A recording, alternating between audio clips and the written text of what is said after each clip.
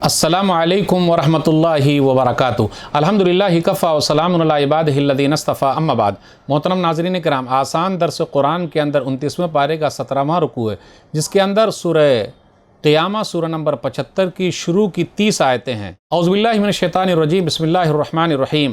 لا اقسم بیوم القیامہ، میں قیامت کے دن کی قسم کھاتا ہوں۔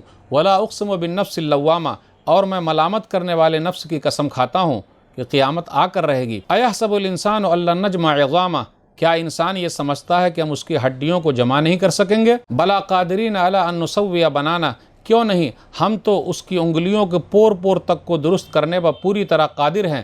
بل یرید الانسان لیفجر امامہ، بلکہ انسان چاہتا ہے کہ آگے بھی گناہ کرتا رہے۔ یسأل ایان یوم القیامہ، پوچھتا ہے قیامت کب آئے گی۔ فاذا برق البصر، قیامت اس دن ہے جب آنکھیں پتھرا جائیں گی، آنکھیں چدھیاں جائیں گی۔ وخسف القمر، اور چاند بے نور بغیر روشنی والا ہو جائے گا۔ وجمع الشمس والقمر، اور سورج اور چاند جمع کر دیے جائیں گے۔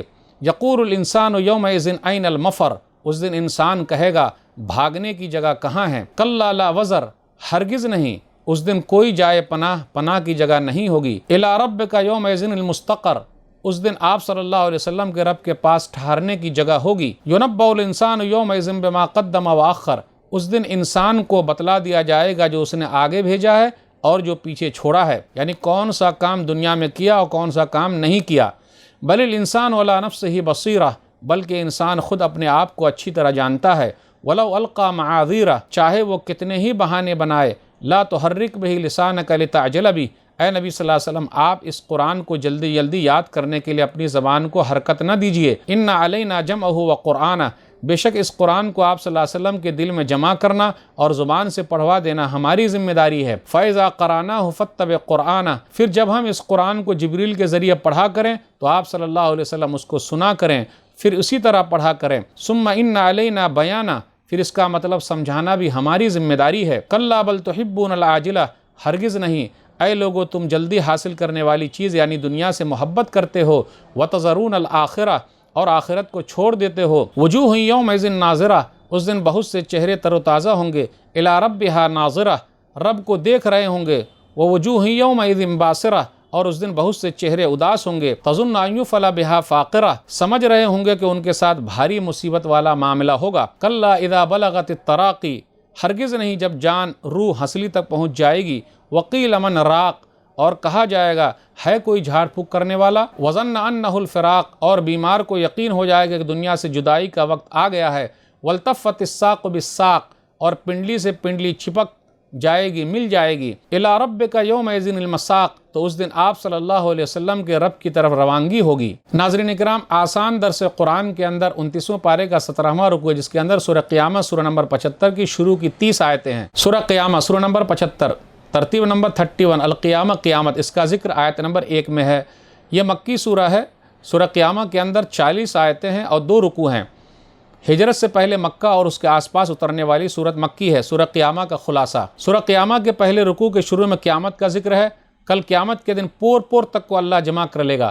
قیامت کے دن آنکھیں پتھرا جائیں گی، چاند میں گرہن لگ جائے گا، سورج کو جمع کر لیا جائے گا۔ انسان بھاگے گا لیکن بھاگنے کی جگہ نہیں ہوگی۔ قرآن کو یاد کرانا ہمارا کام ہے۔ تم دنیا کو چاہتے ہو اور آخرت کو بھول جاتے ہو۔ قیامت کے دن بہت سارے چہرے تر و تازہ ہوں گے اور اپنے رب کی طرف دیکھ رہے ہوں گے۔ روح نکلنے کا منظر ہے۔ دوسرے رکوع میں ہے کہ جو اللہ کے کلام کو سچ نہیں مانتا، کیا انسان بیکار چھوڑ دیا جائے گا؟ انسان منی حقیر پانی پر غور کر لے، اللہ نے جوڑے جوڑے پیدا کیے ہیں، کیا دوبارہ پیدا کرنے پر اللہ قادر نہیں ہے؟ بے شک اللہ قادر ہے۔ اس سورہ کا اصل مقصد قیامت کے بارے میں بتانا ہے، تو اللہ تعالیٰ نے قیامت کی قسم کھائی ہے۔ پھر آگے غور کرے آیت نمبر 2 پر، ولا اقسم بالنفس اللوامہ، اور میں ملامت کرنے والے نفس کی قسم کھاتا ہوں۔ یہ نفس کی 3 قسمیں ہیں۔ لوامہ، ملامت کرنے والا نفس، برائی پر ملامت کرتا ہے، پھر اسی طرح نیکی پر ملامت کرتا ہے، اگر زیادہ کیوں نہیں جمع کیے، پھر برائی پر ملامت کرتا ہے، کیوں برائی کر رہے ہو۔ سورہ قیامہ سورہ نمبر 75 آیت نمبر 2۔ ایک نفس ہے نفس امارہ، جو صرف برائی پر ابھارتا ہے۔ سورہ یوسف سورہ نمبر 12 آیت نمبر 53، ان نفس لامارۃ بالسوء الا ما رحم ربی۔ ایک نفس ہے نفس مطمئنہ۔ سورہ فجر سورہ نمبر 89 آیت نمبر 27 اور 28، یا ایتھا النفس المطمئنہ، اے مطمئن جان، ارجعی الی ربک راضیۃ مرضیہ، راضی خوشی ہو کر اپنے رب کی طرف لوٹ جا۔ آیت نمبر 3 پر غور کیجیے، ایحسب الانسان ان لن نجمع عظامہ، کیا انسان یہ خیال کرتا ہے کہ ہم اس کی ہڈی تک کو نہیں جمع کر پائیں گے؟ بلا قادرین علی ان نسوی بنانا، بلکہ اس کے پور پور تک کو ہم جمع کر لیں گے۔ آپ دیکھ رہے ہیں یہ فنگر پرنٹس پوری دنیا میں کسی کا کسی سے نہیں ملتا۔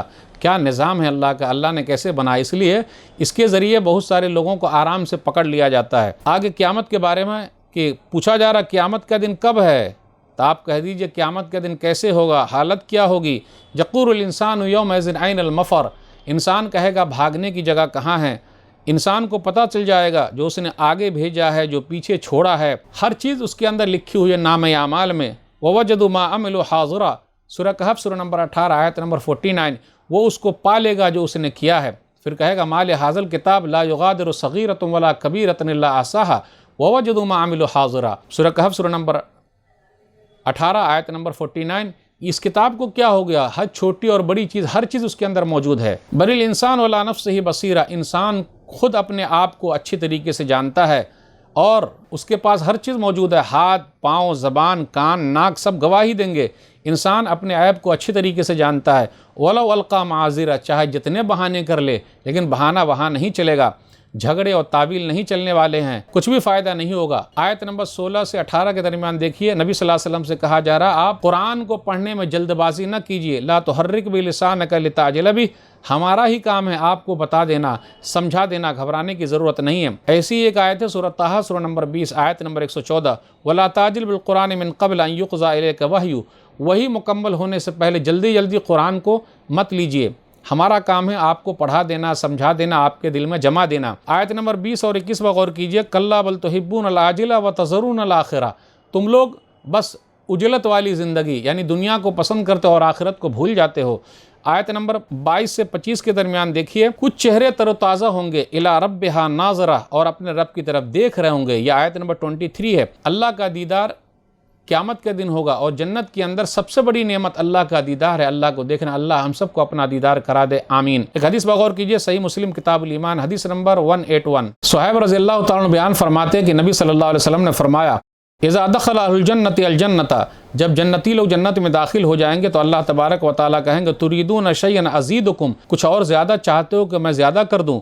تو وہ لوگ کہیں گے الم تبیض وجوہنا الم تدخلنا الجنہ، اے اللہ کیا تو نے ہمارے چہرے کو تر و تازہ نہیں کیا، سفید نہیں کیا اور ہم کو جنت میں داخل نہیں کیا، وتنجینا من النار، اور جہنم سے نجات نہیں دی، یعنی ہم کو تو نے بچا لیا ہے۔ راوی کہتے ہیں نبی صلی اللہ علیہ وسلم نے فرمایا فیکشف الحجاب فما اوتوا شیئا احب الیہ من النظر الی ربہم عز وجل، تو اللہ تعالیٰ اپنا پردہ ہٹا دے گا اور سب سے محبوب چیز وہ ہوگی کہ لوگ اپنے رب کی طرف دیکھ رہے ہوں گے۔ تو جنت کے اندر سب سے بڑی نعمت یہ اللہ کا دیدار ہے، دنیا کے اندر اللہ کا دیدار نہیں ہو سکتا۔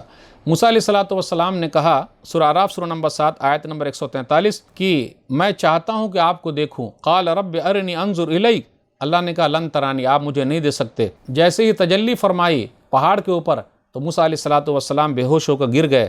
جب ہوش میں آئے تو کہا سبحانک، تیری ذات پاک ہے، میں توبہ کرتا ہوں، میں مومنوں میں سے ہوں۔ سورہ اعراف سورہ نمبر 7 آیت نمبر 103 پر غور کیجئے، لا تدرک الابصار وہو یدرک الابصار وہو اللطیف الخبیر، نگاہیں اس کو نہیں دیکھ سکتی لیکن اللہ تعالیٰ نگاہوں کو دیکھ رہا ہے، وہ باریک بین ہے، ہر چیز کی خبر رکھنے والا ہے۔ تو دنیا کے اندر اللہ کا دیدار نہیں ہے، قیامت کے اندر اللہ کا دیدار ہے اور جنتی لوگوں کو یہ نصیب ہونے والا ہے۔ آیت نمبر 26 سے 30 کے درمیان غور کیجئے، روح نکلنے کا منظر ہے، والتفت الساق بالساق، پنڈلی پنڈلی سے مل جائے گی، اب جانے کا وقت ہے اپنے رب کے پاس۔ اللہ تعالیٰ ہم لوگوں کے لیے آسانی فرمائے روح نکلتے وقت۔ یہ چند باتیں تھی، اللہ سے دعا ہے کہ اللہ تعالیٰ ہم لوگ قرآن کریم کو پڑھنے، پڑھانے، سمجھنے، سمجھانے، عمل کرنے اور لوگوں تک پہنچانے کی توفیق دے، آمین۔ والسلام علیکم ورحمۃ اللہ وبرکاتہ۔